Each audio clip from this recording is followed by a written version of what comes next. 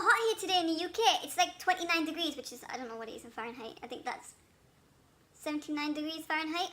Hey everybody, it's Hina and today I'm back with a new video for you guys. Firstly, I'd like to say Ramadan Mubarak to all my Muslim brothers and sisters out there, and I hope you have a lovely Ramadan this year. So today's video, as you can probably guess, is about how to stay fit during Ramadan. Now firstly, I'd just like to start off by saying that Ramadan is not supposed to be about trying to lose weight. It's more trying to spiritually cleanse yourself from your sins.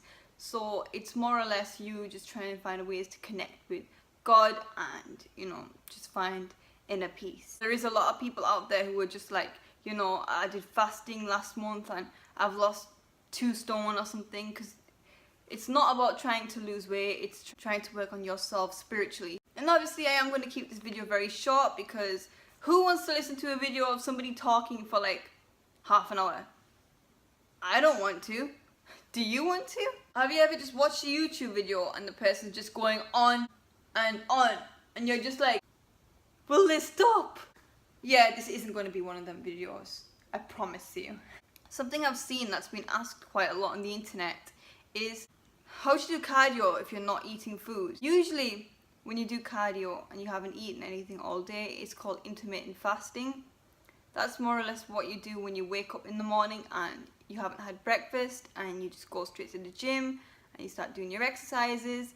It's very similar, it's sort of the same to when you're fasting. If you're fasting and you go and do cardio, it's intermittent fasting. It's the same thing, because you're going to do workouts and you haven't eaten any food. Step number 1, you want to make sure that you're eating nutritious food.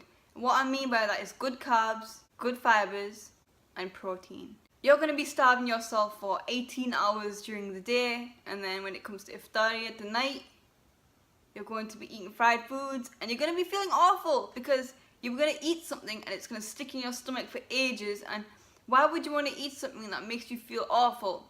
Like, where's the logic in that? Like, you want to eat something that you know will make you feel great, and even if it means eating clean. And I know it's hard because our moms like make fried masala and samosa and everything. You want to make sure that you either tell your mom that you don't want to eat that, or if you know that's going to insult your mom, because some moms get upset when you tell them that. You want to make sure that you make your own food. The biggest advice I can give you guys is to meal prep. Sort of like how we meal prep during normal days, during weekends, your weekly meals. You want to make sure that you're meal prepping so that when it comes to iftar, you know that you're definitely going to be eating something that's healthy. And on top of that, you want to make sure that when you do eat, you get a lot of fiber into your diet, because you don't want to be eating and like you're constipated for the rest of the day. I mean, I know it's something that is gross to talk about, but it is something that's important, because you don't want to like stuff yourself with food and then when it comes to going on the toilet, you can't go. It's going to drain your body completely. Good carbs, I mean stuff like your quinoa, your brown rice, your sweet potato, just all the good things. You don't want to cut out all the nasty stuff like, donuts and fried and, I don't know, just, all your stuff that you eat that's not good for you.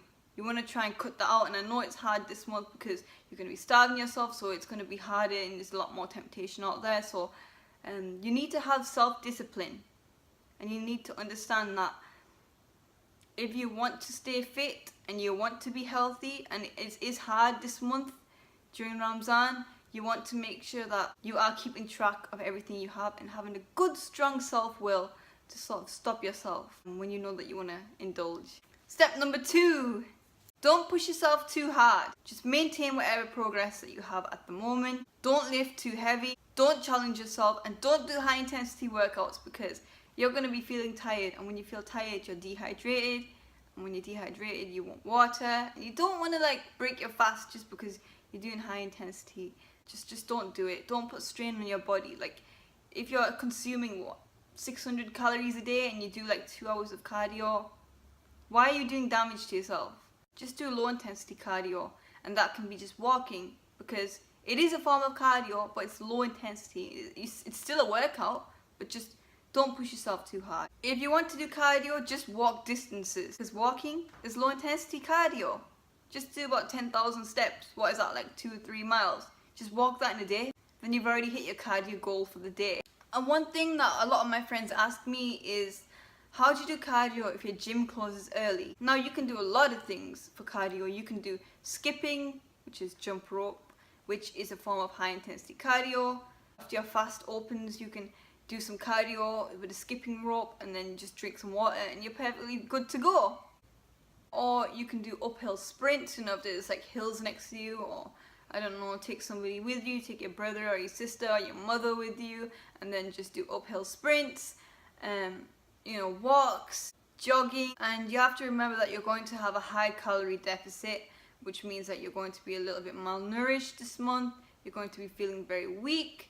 So just focus spiritually on cleansing yourself. Don't care what anybody has to say.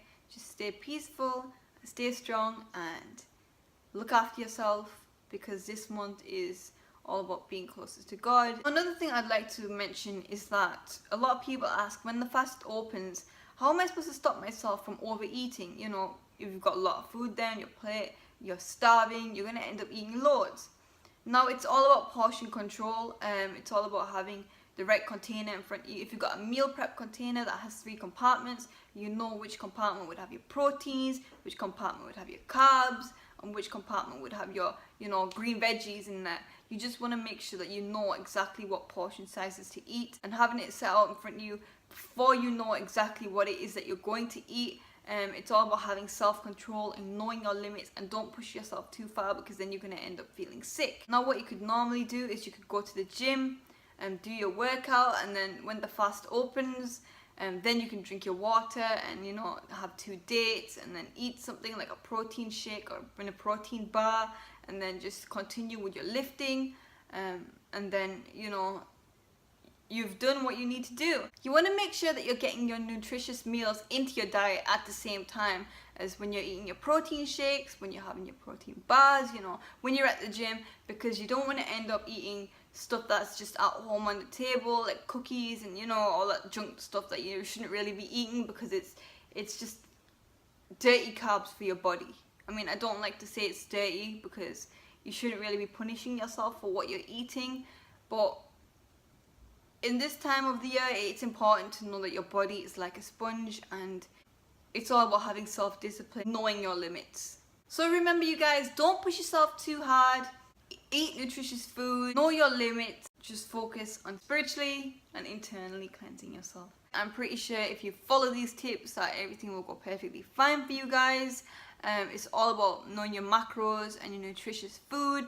If you're eating enough protein in your diet, you won't be losing muscle mass, so don't worry too much about that. Don't push yourself too hard, and make sure that you're hitting your macros. I hope my advice has been very helpful to you guys.